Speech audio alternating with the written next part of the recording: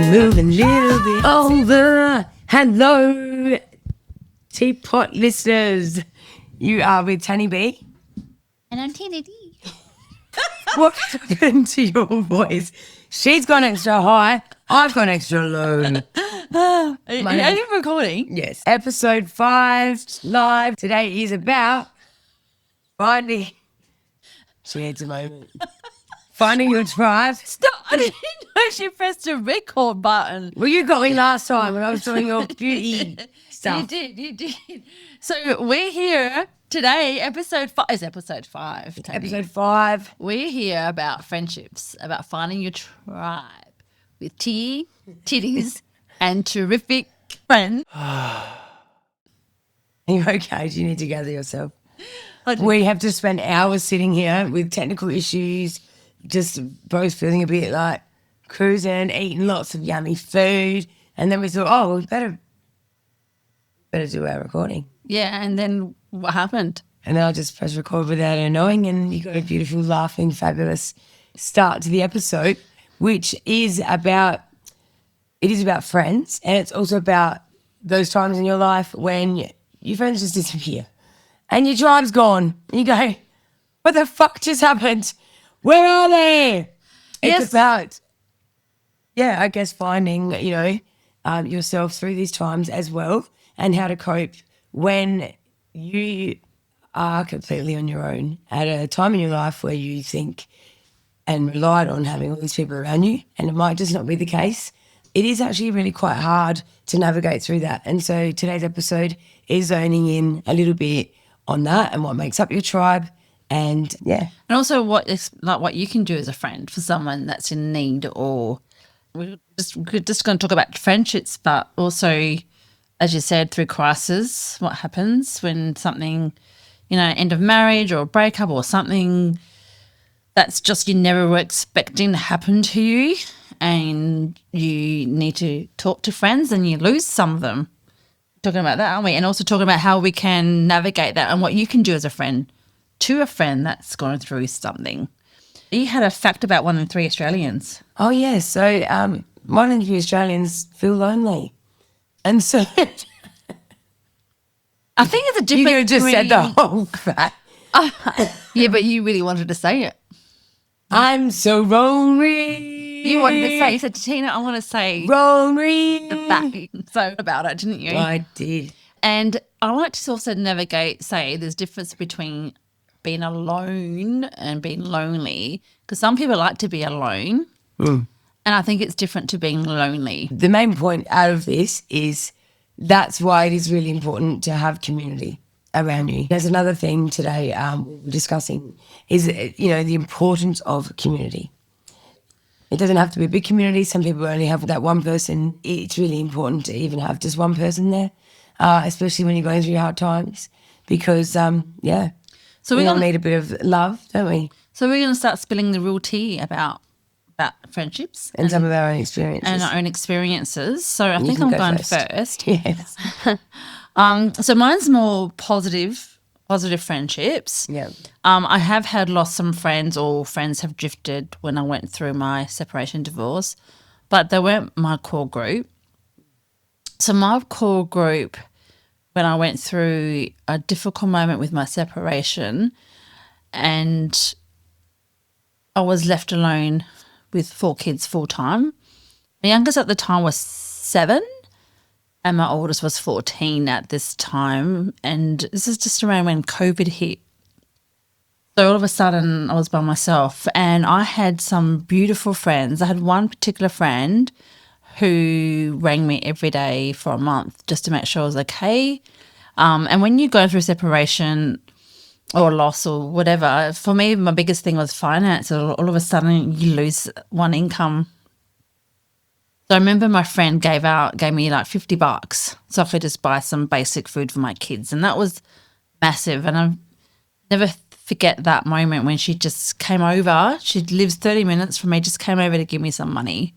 Oh, and we'll need one of those. And took me out for coffee. And then obviously she can't do that every single day. And then she just kept checking up on me every single day, just ringing up, or she just texts me every day for a month. And then I had some other friends. My birthday was approaching and they gave me this big, beautiful bundle of all like pantry food and a big box of toilet paper. And I just never forget that. Like, you don't need to do a lot. It's just giving something that will help a friend. And for me, that was like, it was food. It just helped me for a week. Well, some of the food lasted me ages. And toilet paper, and that was their birthday gift. And I just loved that. I had my Tanny too. She's like my cousin. She's like one of my best friends. She's like a sister. And she was there as well for me. She would come over and she would just like pick, when you're on your own, you're going through a separation, you got kids, they're still kids. I remember her just picking up a broom and just sweeping up my floor for me. Aww. It was just beautiful. Just She little must be things like awesome. that. What's her name? Tanny. Oh, me. It's you. I know. I just wanted to hear it. And you don't have to be there every day. And some friends were good at listening to me and giving me good advice, and some just did things for me. They didn't, because sometimes I didn't want to talk about it. I'm pretty hyper independent. I do like doing things for myself, but just those little things really help me. My friends, like since I was really in my early 20s, I still have them today, and they still support me. Yeah. And I still, like, I don't see them every day. I don't even speak on the phone. They're just little texts. I never forget that. And I really think it's important to have a tribe. So I don't only have my friendship groups. I also had a sport. I was doing roller derby at the time, and that really helped me as well. And they were beautiful with me as well. And you had a good community there. So had a community. I remember that, yeah. And I had the school community. My kids' school community were all there. So for me, I had a really positive experience navigating one of the most hardest times in my life. I wanted to ask something just quickly, just a reflective question. Yes. So what do we actually owe each other in times of hardship from our friends? Like when life gets tough, do we actually owe our friends anything? Do we have to be there for people? Do they have to be there for us? Because, on that for a minute. Yeah. No, you don't have to be there. That's the thing. And this is when you... But I think if you really love that person, I think it's true friendships is a give and take. The friend that helped me, one of my really dear friends, I've helped her, and that's why she was able to give to me. So you have that give and take. You don't have to. Some friends actually can't be there for you. You can lose some friends through massive things like this as well. I'm getting emotional. Oh. So we're going to talk about Tanny's experience, but hers is different to mine. So she's always had me, and I've been there. Thank God. But Tan had a different experience where she actually lost her core group and her best friends. This is why we're talking about it. So when she went through something... I get emotional, but I beg a That's okay. This is real. We're about keeping it real. So I know personally some friends who have lost friends through mental health, through separation from a partner, who have gone through something. I don't want to disclose information, but something that's happened to you personally that you went through a really, really, really hard time. So you talk about it? Yeah. I don't think you want to talk about it. Yeah, no, I knew I'd get emotional, but this is pretty big for Tanny. So we hold space for her here, and this is probably one of the reasons why we started this podcast too, is so we can talk about these hard things. Yeah, and find a way through it. Firstly, I just got diagnosed yesterday with nodules on my vocal cords, so that's why I'm very, very hostile. Yeah, you sound sexy, actually. Time to be a call worker on the phones. 1-800, call me now. Yeah, look, I got emotional because, firstly, you have been my best friend through all of it, and without you and Abs and, just a couple of you standing up and going, oh, you actually really need us. Yes. I don't know where I'd be right now. And, yeah, I did have a core group of friends, specifically a couple that were in my life for 2 decades. Yes. And I'd always been, seen them as like my sisters. And I just thought, we'd always be there for each other. And I guess... yeah, it just hit me hard when I was dealing with a crisis, and I just thought they'd be there, and they weren't. And I suppose, like you said, some people just can't. And I'm not saying that these people don't love me or care about me. I've had a lot of time to reflect. But, yeah, that question I asked, like, what do we owe someone? Yeah, I'm going to ask you that too. I don't think we owe anyone anything, but I do believe that when you're a dedicated friend and it's reciprocated, you just want to be there for them. Yeah. And you want to know that they're okay. And you want to make sure that you do anything you can to make sure they're okay. And when you lose that, you think, if you didn't have strong self-esteem, you could actually start to think, what is wrong with me? Like, why? Oh, my nose is red. Why don't people, like, why aren't they there? And it's really lonely. So what did you want in that time? What did you think? What did you want from your friends during that time? What would have been a good outcome for you? Like, what does it look like? What does being there look like? Just rocking up at my doorstep. Are you okay? Do you need anything? Yeah. If they can't rock up at your doorstep. Do you want us to take Alina out? Do you want us to do you want a cooked meal? We're going to make you laugh. Let's watch a comedy. Just being there, holding space.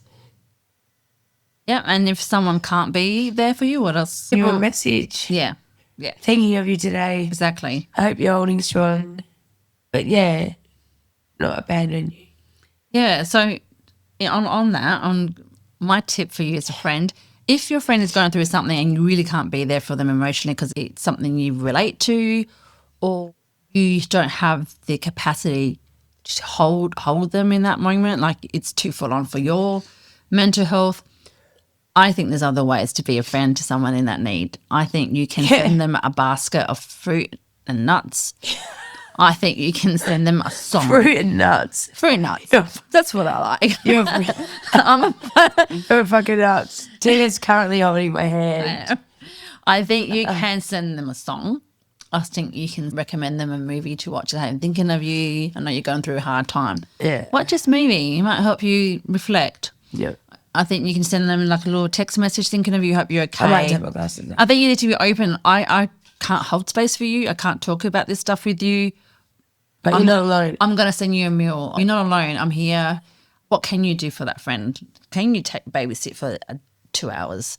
Can you send them some, maybe you can send flowers. I'm a practical girl, so I always think it's something that they need. So can you send them a cake? Can you send them some fruit and nuts? Can you send them a song? Can you send them a podcast? Send them a letter. Send them a card.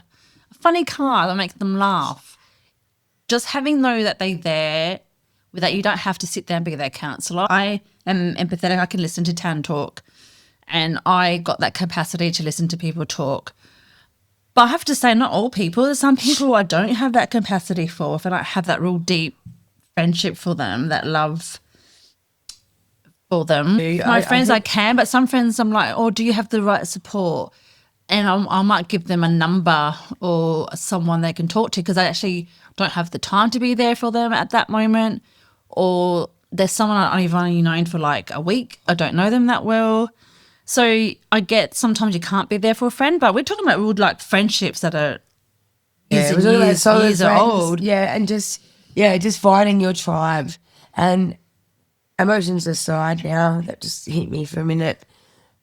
I also have to say that, and we'll get into this a little bit more in the solution segment of the show,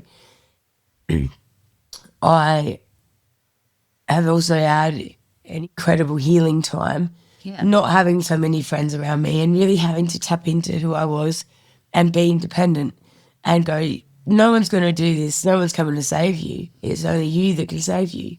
So in that is a really powerful learning lesson in life, which, I'm in my 40s now. I just turned 45. And I finally feel like I've grown up a bit. And I didn't have certain friends there, but then there are other beautiful humans and friends. Even though you're family, you're still my friend. Exactly. And just knowing that I can be real with you, I can tell you the truth, even when I'm ashamed. Yes. Yeah, exactly. And just not feeling so alone with it, there's a power in that. But I really think we should probably move on to some statistics as well. Just quick note on that. Yeah. Like a friendship I'm very careful of gossiping. So you do need, sometimes you need to vent and share with people about your friend, but you can't go around, I don't believe a good friend will go around bagging you about it. They might show concern and go, I'm dealing with this, I don't know how to deal with it. That's one thing, but to say, oh my God, do you hear what happened? And it's just like, I mean, you're talking about your really good friend. I don't think that's on either. Do you know what I mean? Without supporting them. But I do know sometimes you might need your own support person to support a friend, which is I'm all behind. Yeah. But I'm not for if you're gossiping. There's venting and talking about, and there's gossiping. I think they're separate. Personally, that's my little belief. Well, that's but even statistics. You have got some statistics, haven't you? I do. So we've got some Australian friendship and loneliness statistics. So 20% of Australians report frequent loneliness, according to the Australian Bureau of Statistics. 2022, 1 in 5 Australians aged 15 and over agreed with the statement. I often feel very lonely. It's kind of sad. It's kind of sad. I wonder what brings that loneliness. I wonder what is it not sharing or being hurt that you scared of sharing? It's interesting. Suck too. Yeah. Well, I've got social loneliness affects over a third of Australians. So the 2024 relationship indicators report by Relationships Australia revealed that 37.7% of Australians experience social loneliness and 23 report emotional loneliness. That's interesting because I feel like personally I feel more emotional alone than I do social. I've got a lot of people around me, so I'm actually glad to see that because I do feel sometimes emotionally alone because I do have an amazing partner, but I live alone as a single mum with 4 kids, and sometimes just at night time it can be lonely. So I've said this to my client once. So I have a very good social group. I have a very lovely, beautiful partner in my life. I have my beautiful kids, but I can still feel some level of loneliness, even with all that. And it's emotional because I am dealing with having my kids and my finances all by myself. And sometimes that can be heavy and no one can fix that for me. But I do, when I'm in that loneliness, I can like send a text to a friend or to you or to someone or talk to my partner about it. But you can reach out because I think that's an element is being able to reach out to those people. That's what I'm saying. So I can imagine how not having any support around you, how deep and how sad that can be for someone that doesn't have any of that support around them. The 23% of them, that's a big, I reckon that's pretty high. Cost of living also impacts friendships, and I agree with that. You can't stop. When I was first separated, going out was too expensive. I was home all the time. So, yeah, being alone when I first separated, emotional loneliness of being alone and not able to go out. So anyway, 2024 Finder study indicated that nearly 4.4 million Australians are reducing their social interactions due to financial pressures, with 16% cutting back on social events and still just 6% ending friendships altogether. Oh, wow. Wow. How do they find this stuff out? How do they find? Yeah, surveys. Young Australians seek new ways to connect in Adelaide. So initiatives like speed friending events. Like dating, that's awesome. I didn't know that. Had gained popularity among Gen Z and millennials to combat loneliness and build new friendships. That's really good. I didn't know that. So in Adelaide they have it. Speed friending. Now that's not like speed, is it? Like getting high on meth? So, no, it's nothing like that, Tan. That's yuck. You heard of speed dating? It's like this is like that, but making a friend. So you can see. I'm going to have to join. I need a few more friends. That's a really good idea. We need to find out about that and put it up on our website. Yes, and we will do that. The good point, Tanny. Make sure you note that down. So, look, I guess. Solution time, Tan. Well, the last thing is, though, did you actually, just so we don't all feel like crazy here, like we're doing something wrong, because you can. Oh, is it me? What have I done? I just want you guys to know something because I had to really tap into this. People are going to come and go out of your life, and the people that you think you can depend on the most can sometimes be the ones that let you down the most. And the thing at the end of the day is it's how they're coping within themselves. It's not you. It wasn't me. I know who I am. I know what I had to give, and I know what I gave as a friend and still can give, which is my all. If I'm really, really devoted to that friend or person or family member. Yeah. I've got a lot to give, and I'm sure you guys out there listening do as well. And what I want to say is just know that we can't control how people react to us. And there's a philosophy that I swear by and live by, and it's reason, season, lifetime. Yeah. So this philosophy has changed my perspective. Have you heard of it? Yes, I have. I'm going to attach that as well to today's episode because it gives you perspective on some people that come into your life just for a little bit of time, a particular reason. You go into a new direction, boom, that friendship just dissipates. Then there's season. They're in your life, you're in their life. Remember, we are also people's reasons, seasons and lifetimes. Yes. So we come into someone's life or they come into our life for a longer period of time, obviously gradually. But the lifetime friends. Yeah. So I will attach that. So anyway, where I was going with that is just know that sometimes things, they go a certain way because that's a lesson that you need to learn.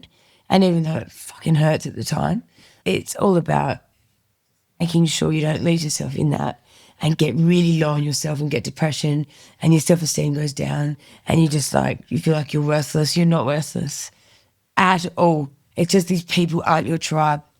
But for whatever period, they're not your tribe at that time and you've got to accept it because fighting it, resisting it, analysing it, it drives you insane.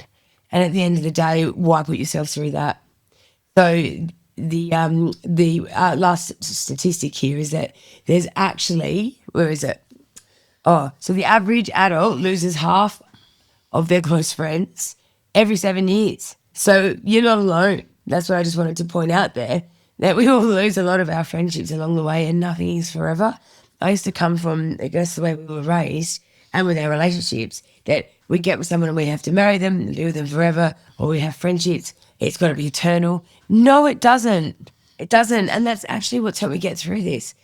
Yes, I've lost friends of 20 years. I'm sure if I still wanted to call them now and say, hey, like, I could do that. But it changes. It changes, you know, how you feel. It does. But you're always meeting new people if you're open to it and you keep that beautiful part of you alive and you just be authentic. You're going to come across people who are incredible. And that's the other thing I would like to mention here is I've actually reunited with a couple of old friends of 20 years, 30-year friendships that have come back into my life after not seeing each other for 20. And it's just beautiful and it kind of reignited that for me that just never lose faith. Yeah, and just back to that 50% every 7 years, it comes with trauma or grief, parenthood and burnout. And sometimes changes. like your kids, like say you're friends with someone because your kids are friends and then they're not friends, that friendship will kind of die off. Yeah. And that's okay. And that's important just to note that as well. And also I had a really good point and it's gone out of my head. Sorry, was that me? No, I just had it. It's really, really about some friendships aren't there every single day either. Like I have a really good friend from Queensland. We were like pen pals and I see her probably like once every 7 years. And when we see each other, this is my friend Susan from Queensland. Yes, we are still friends, but we don't, like I just went to Brisbane like last year in January and I went to see her and we just like, we've never left each other. And I think that's rare, but it's beautiful. And we just catch up, we're like blah, blah, blah, blah, blah, blah, blah, blah, blah. And then I haven't spoken to her since, and it's nearly 2 years. Oh, wow. And that's okay. And we just know we're there for each other. I'm glad you brought that up because, I do have some long-term friends that are out there that say you see each other and it's like it was yesterday. Yeah. And we all get heaps busy and, parenthood can take over, especially, you've got 4 kids. There's people out there that their whole life is their children. And I know that we just can't take it personally. That's the biggest thing that I've learned. You cannot. I've got my point back. Okay. You better say it. Go. People are also going through their own thing that they might not feel comfortable sharing with you either. So sometimes it's not about you, it's about them. And if they just all of a sudden can't be your friend or they're not showing up like they used to be, just know that just touch base every now and again, but let them be because they might be going through something really hard as well. That's what I've had to learn. Like, everyone's going through their own shit. It's not always about you. I have to be like, oh, what have I Why done? not? It's like, no. Why not? Maybe they're going through something. I'm kidding. Maybe they got diagnosed with something and not ready to share it, or they've got something with their kids that, you know, or they're going through a really hard time with their partner or spouse and they're just not ready to share it. So that's when you just, as long as you've got some kind of connection, that's what I love about texting too. Sometimes you just can have that little connection. Yeah. It's not, I mean, you got to call eventually. I think calls are always the best. This one's so hard to call. Freaking hard. But I call her. Alone. I call her all the time, and I know. Okay, so why? And I know I'm going to get a message, her voice, and I'll leave a message, and then I'll send her a text. So, yeah, voicemail. And That's because I'm always busy here. I try not to have this thing near me as much as I used to. So, I love it though, but I should do it for fun too because I think it's funny. what? I do. So I'm going to ring Tanny, and it's gonna go straight to voicemail. And Oh, how did this become personal? it's great. No, but you always text me and you always audio message me, so you always stay in contact. Yes, I do. Not the best with phone calls. It's fine. As moving on with our segment, we are doing solution time. Yes. So, how to spot quality friends versus energy I was drainers. hoping you know this. No, well, I do know, but how do you spot quality friend? it's give and take. I believe if you energy drainer is if you're always giving, and it's not just with things; it's also with if they're offering back. But some people just can't in that moment can't though. But I think that gets built up with history as well. But I think it's give and take. And sometimes you may need to give 70% and they can only give back 30, and sometimes it's 95 and 5. And that's okay. But as long as that give and take and that appreciation is there and like, oh my God, thank you so much. I don't know how I've done, like, thank you so much for being there for me. That's, if you just go, thanks, and then there's no energy behind it, I will come, I'm not sure about that. Yeah.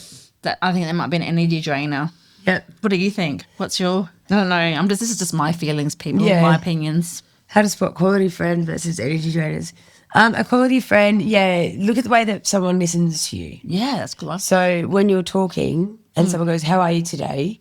Do they really want to know the answer? A quality friend will. An energy drainer won't. They'll look at you. Yeah, they'll look at you in the eye and go, "You're right," and they'll just be kind of.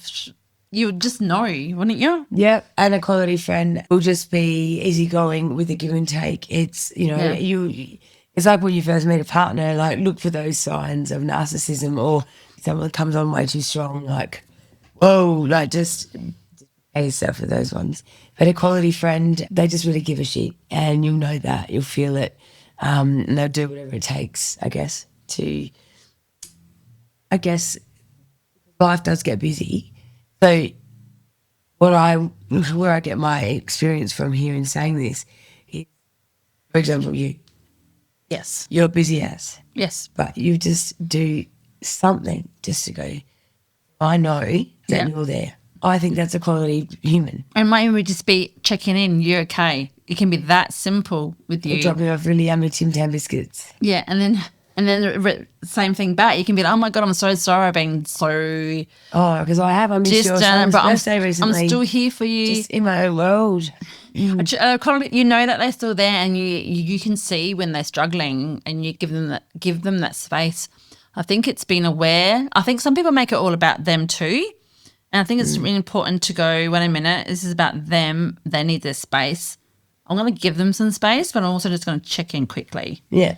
Yeah, that's good. An energy drainer, I don't think I've had many energy draining. Some people you just don't gel with, whether you have that natural friendship. Yeah. More than energy drainer, I think for me. You don't want to force friendships either. Yeah, so you can just tell. I can just tell by talking to someone whether we're going to be friends or not. You can just know. I just know. Do you ever know, or you just know? Oh, yeah, big time. Yeah. Sometimes I get suckered in. So how do you rebuild your village? So we're going to talk about rebuilding your village. It's a solution. So rebuilding your village as a mum. So you can go to parks, schools, online groups, hobbies, even therapy. If you need to, like if you lost some friends, this is how you can rebuild friendships. And you've done that. You've got some examples? Yeah. I was about to ask you a question. I'm so thrown off. I was about to ask you a question and then you went to the next part of the segment and I'm like, damn it. Yeah, Because we're on 33 minutes. Yes, I know. We're doing it. It's taken us a while. And yeah, I apologise for my early emotional outburst. It's just a touchy one. But yeah, I really need to get on with this now and rebuilding a village. So being careful who you let in, take your time, getting to know people and really, really go within. And mine is about the spiritual practice and about self-care and getting yourself back strong mentally and emotionally so that you can be a good friend as well, a good parent, a good cousin. That's the other thing, yeah, no guilt trips. No guilt trips. Don't put up with guilt trips from your friends. When I was going through the worst time of my life, I had a friend of mine put guilt trips on me and I couldn't believe it. I was a mess going, really? Do I need to explain that to you right now? Like, I just couldn't give anything emotionally. I had no capacity. And I just, to rebuild your village, be open to new energies coming in. Don't shut off because of the pain that you've experienced from your friends or family walking away from you. Or if you've broken up with a partner that you've been with for 30 years and suddenly it's just you. Don't close off completely. Keep your heart chakra open. Keep your heart open and just know and trust in God and the universe, whatever it is you believe in. Excuse me, that the right people will come into your life at the right time. I'm actually extremely grateful now that my community did lessen because I just couldn't give myself up. You know, you've got cousins, you've got your children, you've got your mum, your friends, your sister, your brothers, plus all these friends. It was too much anyway. But so I'm going off subject a bit here. But and just making sure that you communicate your boundaries and be really open about what you need and require is really important, which is going to the next part. So, that this is a part of the solutions is, making sure you have boundaries. I let go of all my boundaries and had none. And I was getting walked on and treated like crap by certain people. That's about communicating boundaries in old friendships that still matter. I love my older friends I've been friends with. They've just always had my back. You're very lucky. Not everyone has that. No. And that's why it's important to find something that you enjoy doing and getting out in the community and finding friends again. I found some new friends as well with old friends, and you meet new people just from hobbies. So like roller skating and things like that. Yes, maybe you could start a hobby, guys. Go to a book club, whatever it is you want to do. I do believe it's important you connect with people that are on your wavelength. You don't have to be anyone else but yourself.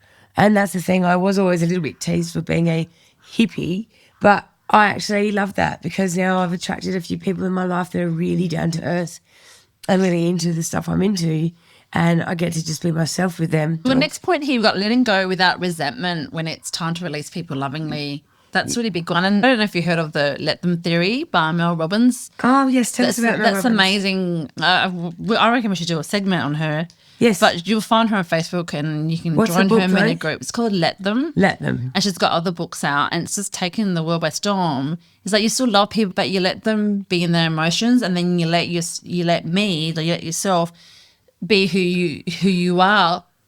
And it's really accepting them. Like, I don't think we should be judgy and bitchy about people. We're like, this is the whole space. Like, this is Tanny, I'm going to say it in a way I can say it. Tanny, it was messy for a little while. And it's like, I saw her lose friends. I saw it. And it was really, really hard to watch as well. And sometimes it was hard for me to communicate with Tanny when she was going through this because she was in her head. So I can accept that. I go, okay, this is her. It's nothing to do with me. I think a lot of people put it on them, go, I can't deal with this. Yeah. This is too hard. I don't want to deal with it. And that's fine. So let them go. Tanya, just let them be that, and you just let you deal with it. And I was the same. This is how Tanya is. I'm just going to check in. And there were some weeks where I didn't speak to her or hear from her, but I kept just I'm just checking in, how you going? And then it could be 3 days and she would just write, and we got through this together. Eventually she opened up She let me into her world because she didn't trust anyone for a little bit. No. And that's part of it. It's really, really scary place to be there. I could have judged her and go, oh, fuck you. I could have. But I was like, no, it's not about me. This is about her. And she's going through something. So I'm just going to be quiet. I'm just going to check in. Sometimes she write intense messages that kind of I went, okay. I let it sit with me, and then I did beautiful replies, caring, nurturing replies. I didn't let some stuff, hard stuff she said, get to me, because she did say some hard stuff. Yeah. And that's what I think true friendship's about. And I wasn't in your space, you weren't in mine. I wasn't going there and going, what are you doing? It's just about accepting them, knowing that you're there. Because I love her to bits. She's my little cousin, and I think you have to really like and love that person as well. Mm. But you do, and that's what I think true friendship is. I think true friendship is, it's like relationships and marriages. You got to accept that person in all their good stuff and all their messy stuff. Oh, absolutely. And I think that's the other thing, like I learned, is no expectation, no disappointment. Yeah. Like we do have a lot of expectations on people, and I did. And I thank these beautiful people. I still love you all, because you've got to let go of that. And once you let go of expecting people to do things to you or be there, you really find a power within yourself. And that's why you must let go without resentment, because when it's time to release people lovingly, just let them go. And that it probably isn't personal. I just think when you're already at rock bottom and then that happens, it's hard to stay strong. You never know, they might come back. Yeah. You never know. But trust is gone too, isn't it? It's trust is a big one. But it means you let more people in your life. It's like relationship, like like when in relationships ends, I think it's like it's friendship, heartbreak. and it's grief. You're going through grief. It's heartbreak. It is heartbreak. And heartbreak is the worst. But you know what? In wrapping up the show today, let's recap one key truth and one key action for our listeners to take away, teens. My key truth is, finding your tribe and acceptance to me, and let them be. And then you have to be true to yourself about what you accept and also be willing and open to receive as well. Yes. Because I think a lot of us would give, but we need to be open to receiving. And you find that person, you just know when you find that person. And also, I think you need to be really, really open to loving yourself and being comfortable in your own skin. Good point. It's vital. Very vital, because I spend many days alone as well. I have, like I said, I have a big social group and I have lovely people, but really I'm just on my own a lot too, because I'm busy working and studying and maintaining my house for my kids. So you need to love yourself and know what you love to do. And if you feel... And depend on yourself. You depend on yourself. I think that's really key. Tan, what's your key truth and action? Well, I was going to say, so whether your tribe is one person or 10, it's true. It's about who sees you, who hears you, and who holds space when chaos hits. Yes. So, and if that tribe is gone, guys, it is time to pour yourself a fresh cup and go find your people. I think what you need to take away from today is, guys, that you're always going to be okay. Villages can be rebuilt, tribes can be refound, and that if people go out of your life, they're meant to. They're absolutely meant to. Yeah. And the ones that never let you go, this girl's been holding my hand for ages, and I love you. And I tell you what, even if it's just one person, don't close off from the world and don't shut yourself off. You're going to be hurt by friends and family, because people can be selfish pricks and they just think of themselves. And so it's okay for you to now be a little bit selfish. And not everyone's going to like you either. No. They're going to point they love you and they're going, I don't like this person anymore. Put yourself first too, like every other motherfucker does out there. True. Do it. And you now got your sisters here, Tanny and Tina, on the podcast. We'll see you next week. Yes. Okay. Thank you, Tanny. That was awesome. Yeah, thank you. Thank you very much. Pour yourself a fresh cup and go find your friends and your tribe. And you can find us on Insta and Facebook and Teapot Series. Email teapotseries@gmail.com, and website is teapotseries.com.au. And please, guys, let us know what topics that you'd like to discuss. We've got something really cool coming up next week. We will be talking about mental health, and we also have a new segment coming, Mass Debate. A mass debate. Where me and Tina go opposite on a question. We're going to get you guys involved. It's going to get heated, fun, exhilarating, spicy. And we thought Mass Debate was a lovely name. We'll leave it with you. Thank you. Bye-bye. Bye-bye. That was good.